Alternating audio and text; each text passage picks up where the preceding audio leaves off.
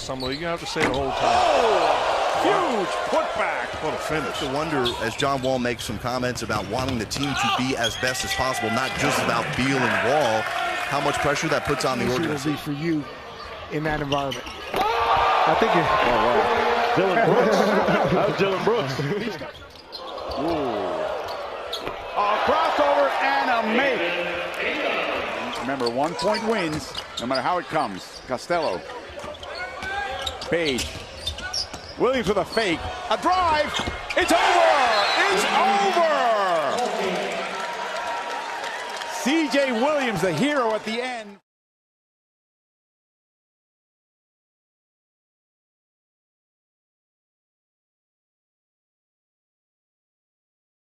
You know, I'm watching him. Look at the two of them together there right on the free throw line, Kyle Kuzma and Lonzo Ball. They're both wearing purple.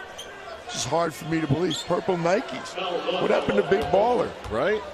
Not on this Wednesday night. Yeah, exactly. Maybe that's why Lynn Merritt and LBJ, LeBron, are here watching. unless Big Baller has a swoosh as their logo also.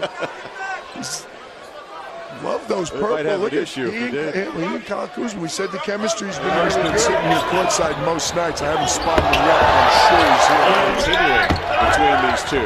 No time lost. Ball. What a throw to Kuzma for the finish. This is incredible.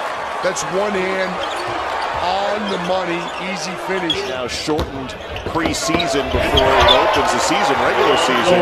As Lonzo Ball gets his first field goal, got to find Zubac, using him as a screen. Now finds him and drops it in on top. Right between two defenders. It's uncanny. That's a beautiful pass. Uncanny. And has some length. Able to gather there and miss the shot, but gets his own miss and lays it in. He's got a beautiful release. He's got it. No, Lonzo's tired of people going under. To go. They're down two. Ball, Hamlin, scoring, he's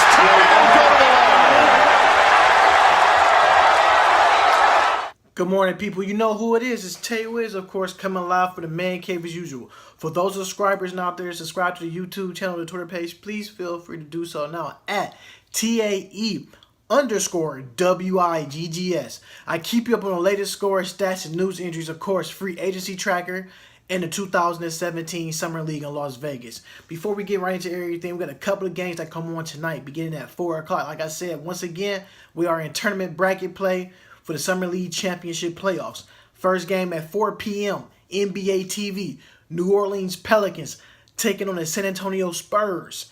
Followed by 4:30 on ESPNU, the Denver Nuggets taking on the Brooklyn Nets. Then we take a break for 2 hours, and at 6 p.m. on NBA TV, the Golden State Warriors take on the Boston Celtics at 6. Then follow at 6:30, the Miami Heat are going up against the Los Angeles Clippers, ESPN2.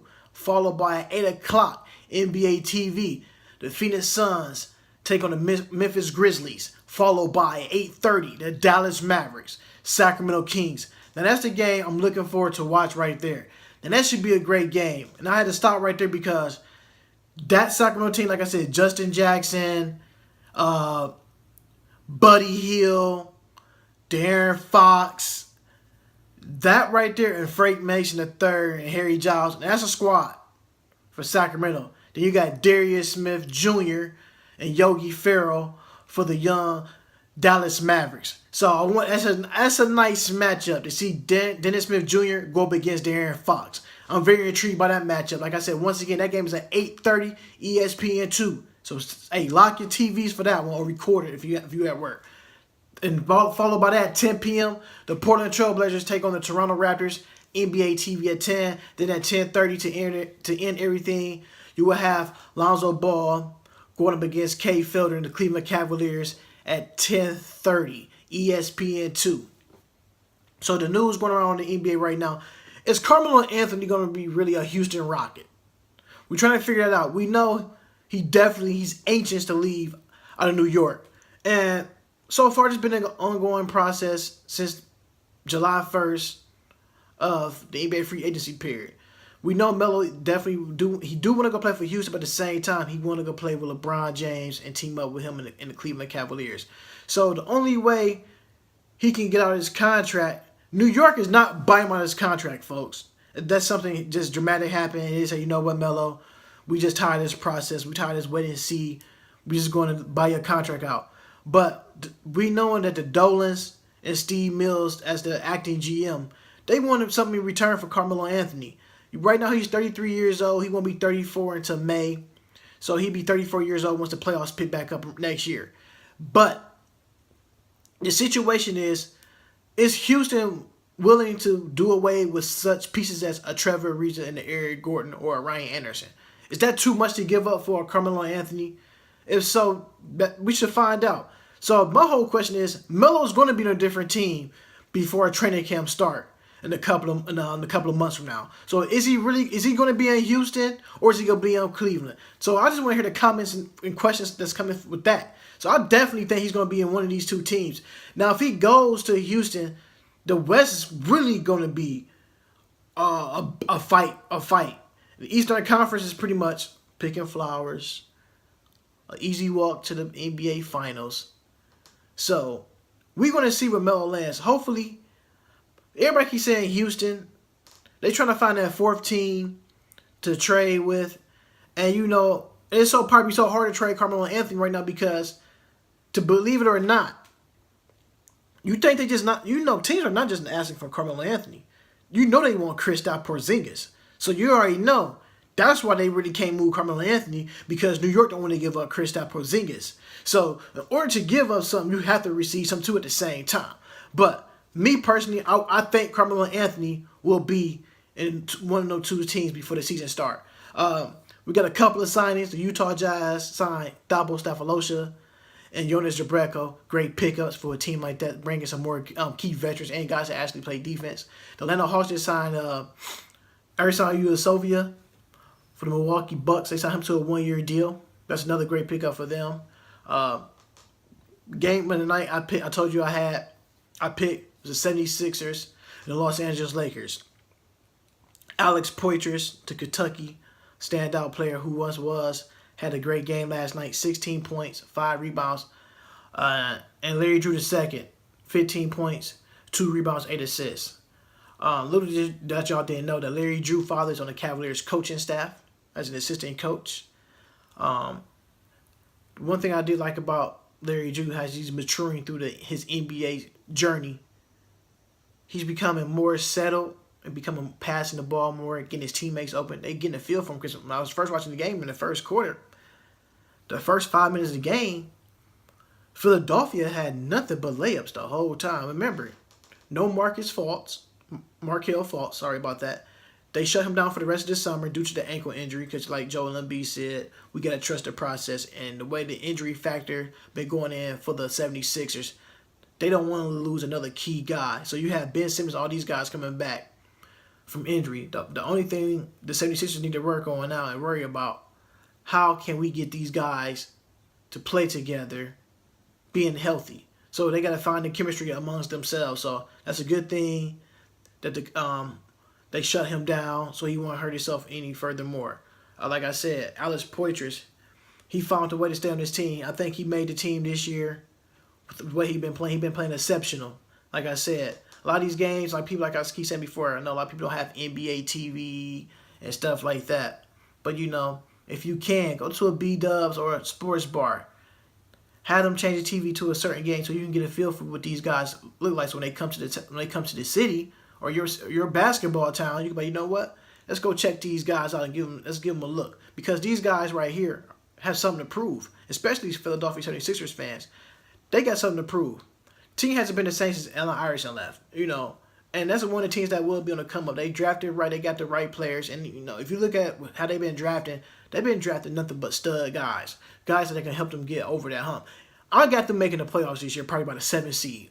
Some people say that's ridiculous, but I got them making the playoffs for the 7th seed. I'm gonna get into Lonzo Ball, indefinitely. The whole thing right now, I was seeing warm-ups. I see he got some purple Big Baller brand shoes. As the camera zoomed in, I said, no, you got on Kobe's. You can't put the Kobe's on. Like, you can't represent your brand and put on another brand. Is that bad management or brand management? If that was me, if I had my own shoe, I'm like, I'm sorry, I'm not gonna touch the hardwood floor with the Nikes or Reeboks. I'm gonna wear my brand. And if I had a brand, it would be called the Tay Wiggs brand. I want people to see my brand. You had a good game in the Kobe's.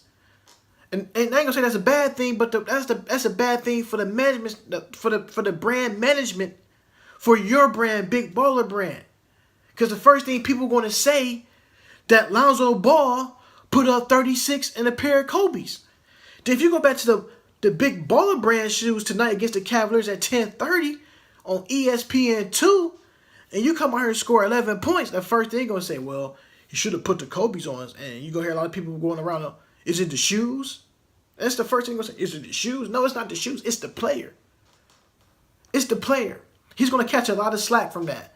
And you know you got people out there tweeting. You had LeBron James out there tweeting, said he had the shoes, the Kobe's on. And what did his tweet said? Just do it. So then you know LeBron James is a big Nike guy. You know he wears Nike everything. And for him to put a pair of Kobe's on Lonzo Ball, that's right there, that's bad marketing because you want to score 36 points in your brand. So you're trying to sell your brand. So what you just did, you scored 36 points in a pair of Kobe's, and guess what you did? Now people want them purple Kobe's. Because all I was seeing on Instagram and Twitter was the fire emojis. And these is fire. Lonzo Ball hooping in Kobe's, and he had the emoji eyes. So that caught my eye, and I was surprised by that. But like I said, he had 36 points, 8 rebounds, 11 assists, 5 steals, and 2 blocks. The last time somebody put up 30-plus points in a game for the Lakers was Kobe Bryant last game in the NBA season. And Lonzo Ball has put up some nice stats. Nobody in Laker history has put up 36 points, 11 assists, 5 steals, 2 blocks. Nobody, not even Magic or Kobe. Nobody has not done that. So let you know this kid is something special. And I'm glad to see different things coming from Lonzo Ball. Kuzma, I definitely love this guy. Him and Lonzo Ball, first and foremost, I like their chemistry early. He always find him on fast breaks and long passes down the court, outlet passes. I love to see that. Them outlet passes to Kuzma is crazy. He always finds him. Every time you look up on the highlight reel, all you hear is ball to Kuzma. Easy layup or a dunk. He had 13 points, 12 rebounds. This guy right here, he's very special too. He's definitely going to make this young Lakers roster team. So you got a couple of spots open, you know. Even though you signed Kentavious Caldwell-Pope for a 1-year deal for $18 million, but you got rid of Tark Black. So you bring that guy Kuzma in, that is major. And I'm loving what I'm seeing from Lonzo Ball.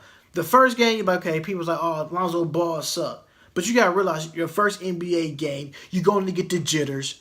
You're going to have some highs, you're going to have some lows. And that game was his low right there. He followed with his second game. He had a triple-double, 11-11-11.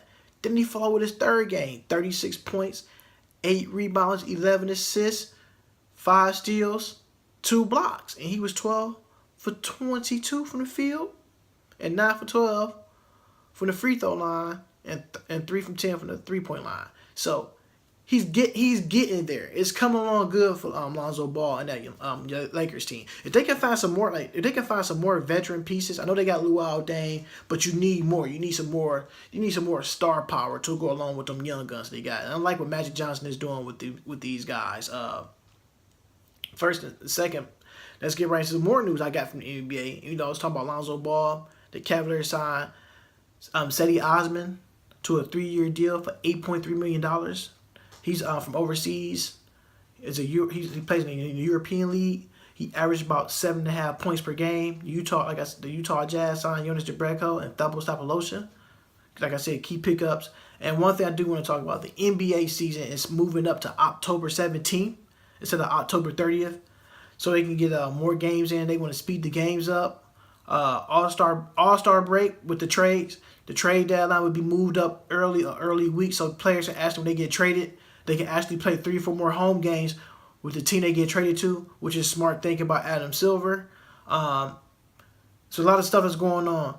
The NBA has changed the timeout rules. Instead of the teams get 18 timeouts together, they go from 18 timeouts to 14 timeouts. Like I said, they trying to move the game faster so they can get it over with fast, in a hurry.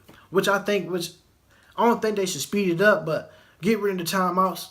We're going to see how good teams really are now. You're going to see a lot of coaches calling timeouts during this upcoming NBA season.